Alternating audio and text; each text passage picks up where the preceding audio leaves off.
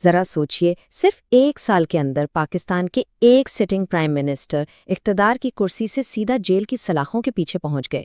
یہ کہانی ہے عمران خان کے سیاسی بحران کی، اور آج ہم یہی دیکھیں گے کہ اقتدار سے بے دخلی اور پھر گرفتاری تک کا یہ ڈرامائی سفر آخر طے کیسے ہوا۔ تو سوال یہی پیدا ہوتا ہے کہ آخر یہ سب ہوا کیسے؟ ایک لیڈر جو اتنا مقبول تھا، ملک کے سب سے بڑے عہدے پر فائز تھا، وہ اچانک قانونی مقدمات اور گرفتاری کے اس دلدل میں کیسے دھنستا چلا گیا؟ چلیں اس پورے معاملے کو ذرا شروع سے ایک ایک کر کے سمجھتے ہیں۔ اچھا، تو اس پوری کہانی کو ہم 5 حصوں میں دیکھیں گے۔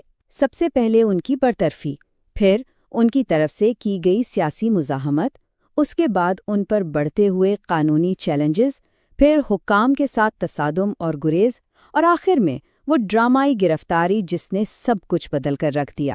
تو سب سے پہلے بات کرتے ہیں اس واقعے کی جس نے اس پورے تنازع کی بنیاد رکھی، یعنی ایک وزیر اعظم کی برطرفی۔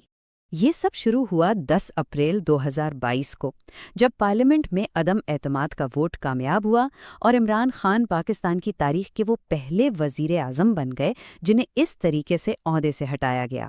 تو یہ صرف ایک سیاسی شکست نہیں تھی، بلکہ یہ ایک بہت بڑا تاریخی لمحہ تھا جس نے آنے والے واقعات کی بنیاد رکھی۔ لیکن اپنی برطرفی کے بعد عمران خان خاموش بیٹھنے والوں میں سے نہیں تھے۔ انہوں نے فیصلہ کیا کہ وہ اس لڑائی کو پارلیمنٹ کے اندر سے نکال کر سیدھا سڑکوں پر عوام کے بیچ لے جائیں گے۔ اور ان کی حکمت عملی بالکل صاف تھی۔ پہلے مئی میں اسلام آباد کی طرف ایک بڑا لانگ مارچ کیا، پھر جولائی میں پنجاب کے اہم ضمنی انتخابات جیت کر اپنی عوامی مقبولیت کا لوہا منوایا، اور پھر اکتوبر میں ایک اور لانگ مارچ شروع کر دیا جس کا مقصد تھا کہ حکومت پر فوری انتخابات کے لیے دباؤ ڈالا جائے۔ اب جیسے جیسے عمران خان کی سیاسی سرگرمیاں بڑھ رہی تھیں، دوسری طرف ان کے خلاف قانونی گھیرا بھی تنگ کیا جا رہا تھا۔ ایسا لگتا تھا کہ ان کی سیاسی طاقت کا جواب قانونی مقدمات سے دیا جا رہا ہے۔ اور یہ قانونی چیلنجز ایک کے بعد ایک سامنے آئے۔ اگست 2022 میں ان پر دہشت گردی کا ایک بہت سنگین مقدمہ بنا، حالانکہ وہ بعد میں خارج ہو گیا۔ پھر صرف 2 مہینے بعد اکتوبر میں الیکشن کمیشن نے انہیں 5 سال کے لیے نااہل قرار دے دیا۔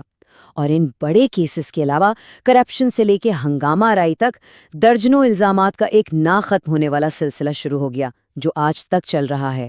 اب ان تمام مقدمات پر عمران خان کی پارٹی پی ٹی آئی کا ہمیشہ سے ایک ہی موقف رہا ہے۔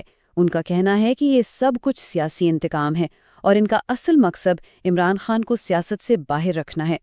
اس پوائنٹ پر آ کر یہ لڑائی صرف سیاسی جلسوں اور عدالتوں تک محدود نہیں رہی، بلکہ یہ ایک براہ راست تصادم کی شکل اختیار کر گئی، جس سے عمران خان اور ریاستی اداروں کے درمیان کشیدگی اپنے عروج پر پہنچ گئی۔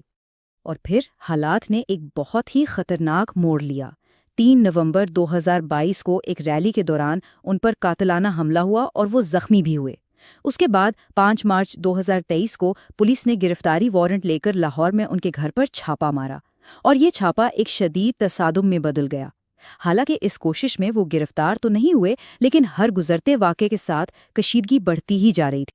اور اب ہم اس ٹائم لائن کے سب سے ڈرمیٹک حصے پر پہنچتے ہیں، وہ لمحہ جب تمام تر مزاحمت اور گریز کے بعد عمران خان کو آخرکار گرفتار کر لیا گیا۔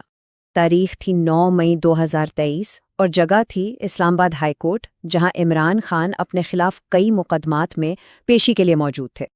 اچھا، آگے بڑھنے سے پہلے یہ سمجھنا ضروری ہے کہ یہ پیراملٹری فورسز یا نیم فوجی دستے ہوتے کیا ہیں۔ تو یہ ایسی فورسز ہوتی ہیں جن کی ٹریننگ اور ساخت فوج جیسی ہی ہوتی ہے، لیکن یہ ملک کی باقاعدہ آرمی کا حصہ نہیں ہوتی۔ تو ہوا یہ کہ جب عمران خان عدالت کے احاطے میں ہی تھے تو انہی نیم فوجی سیکیورٹی اہلکاروں نے انہیں حراست میں لے لیا۔ یہ گرفتاری بہت ہی ڈرامائی انداز میں ہوئی، جس کی ویڈیوز نے نہ صرف ملک میں بلکہ پوری دنیا میں ایک طوفان برپا کر دیا۔ اس گرفتاری کے فوراً بعد ان کی جماعت نے اسے قانونی کارروائی ماننے سے صاف انکار کر دیا اور اسے سیدھا سیدھا اغوا قرار دے دیا۔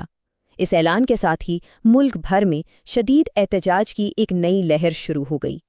تو یہ سارا معاملہ اتنا اہم کیوں ہے؟ کیونکہ یہ صرف ایک سابق وزیر اعظم کی گرفتاری کی بات نہیں ہے، یہ ایک ایٹمی طاقت رکھنے والے ملک میں مہینوں سے چلنے والے سیاسی بحران کا ایک انتہائی اہم موڑ ہے، جس کے اثرات صرف پاکستان پر ہی نہیں بلکہ پورے خطے پر پڑ سکتے ہیں۔ اور یہ سب کچھ ہمیں ایک بہت بڑے سوال پر لا کر کھڑا کر دیتا ہے کہ اپنے ایک سابق وزیر اعظم کی گرفتاری کے بعد پاکستان کا سیاسی مستقبل کیا ہوگا؟ کیا ملک استحکام کی طرف جائے گا یا مزید بحران میں گھر جائے گا؟ اس کا جواب تو خیر آنے والا وقت ہی دے گا۔